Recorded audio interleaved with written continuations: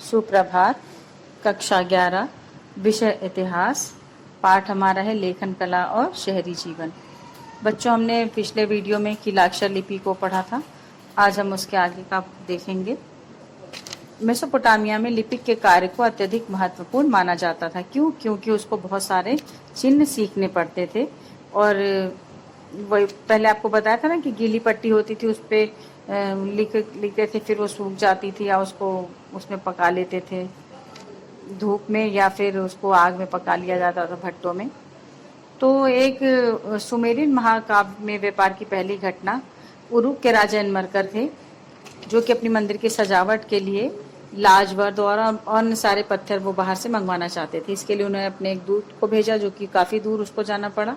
और दूत जो है रास्ते में जाते जाते तक इतना वो हो गया था, मतलब परेशान हो गया था कि वहाँ जाके उसको क्या चाहिए था वो याद ही नहीं रख पाया। तो राजा एनमरकर ने अपने हाथ से चिकनी मिट्टी की पट्टिका बनाई और उस पर वो शब्द लिख दिए, क्योंकि मिट्टी पर शब्द लिखने की परंपरा नहीं थी। तो पहला संदेश भेजने का कार्य जो है समझ लो कि उन्होंने किया। मेसोपोटामिया में साक्षरता की दर बहुत कम थी, बहुत ही लोग कम पढ़े लिखे थे। क्योंकि उसमें जो उनके लिपि के जो चिन्ह थे, जो लिखने वाले चिन्ह थे, वो बहुत ही मुश्किल थे। दक्षिणी मेसोपोटामिया का शहरीकरण। मंदिरों ने सुमेरियाई सभ्यता का निर्माण में महत्वपूर्ण योगदान दिया, राजनीतिक संस्थाओं के विकास में महत्वपूर्ण रूप से भाग लिया, आर्थिक गतिविधियों के संचालन में योगदान दिया। मेसोपोटामिया की बस्तियों का सामाजिक, धार्मिक, राजनीतिक, सांस्कृतिक और आर्थिक जीवन ये मंदिरों के ही आसपास घूमता था। ये लोग बहुदेववादी थे। बहुदेववादी मतलब बहुत सारे देवताओं की पूजा करते थे। प्रत्येक ग्राम का, प्रत्येक शहर का अपना अलग देवता होता था। विभिन्न देवी देवताओं के निवास के लिए मंदिरों का निर्माण किया जाता था। नगर के मुख्य देवता के लिए एक बड़ा मंदिर बनाया जाता था और राजकीय धार्मिक समारोह सब इसी मंदिर से आयोजित किए जाते थे। विशाल मंदिर सीढ़ीदार पिरामिड के आकार के बनाए जाते थे। उनकी ऊंची ऊंची सीढ़ियों से मंदिर के ऊपर तक पहुंचा जा सकता था। इन्हें जिगुरात कहा जाता था। जिगुरात शब्द जकारू से बना है, जिसका अर्थ है ऊंचा पन्ना। उरुक वहां का सर्वाधिक प्राचीन मंदिर नगरों में से एक था।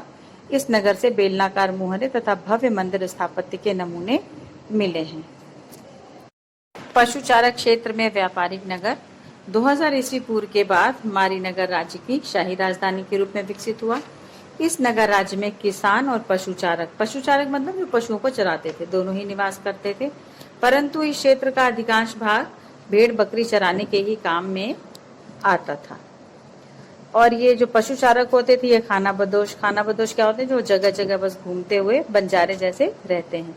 तो ये शहरी जीवन के लिए भी खतरे का कारण बन जाते थे।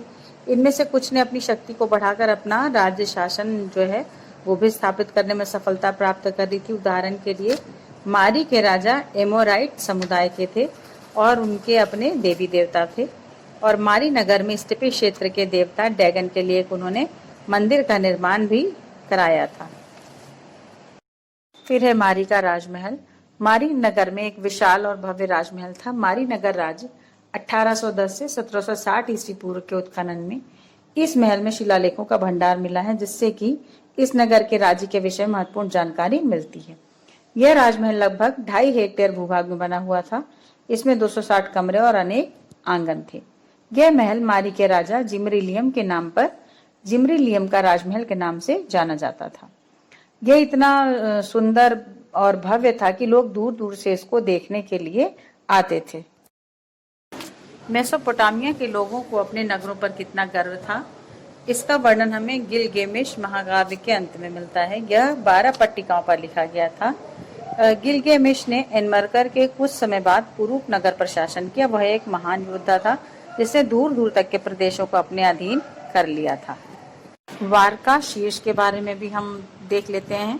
3000 ईस्वी पूर्व उरुक नगर में स्त्री का यह सिर एक सफेद संगमरमर को तराश कर बनाया गया था। इसकी आंखों और भौहों में क्रमशः नीले लाजवर्द तथा सफेद सीपी और काले डामर की जड़ाई की गई होगी।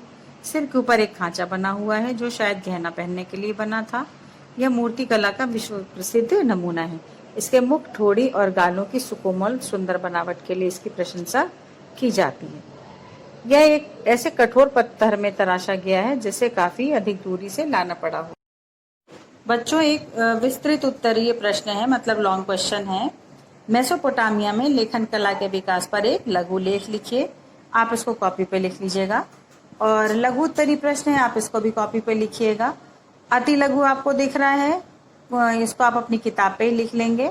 और जो आपको नहीं समझ में आ रहा होगा उसको आप छोड़ दीजिएगा, जब हम मिलेंगे तो उसको हम आपको बताएंगे। पहला और दूसरा पाठ आपका बच्चों पूरा हो चुका है और आपने अपनी कॉपी पे लिख भी लिया होगा। अब आप उसको पढ़ेंगे।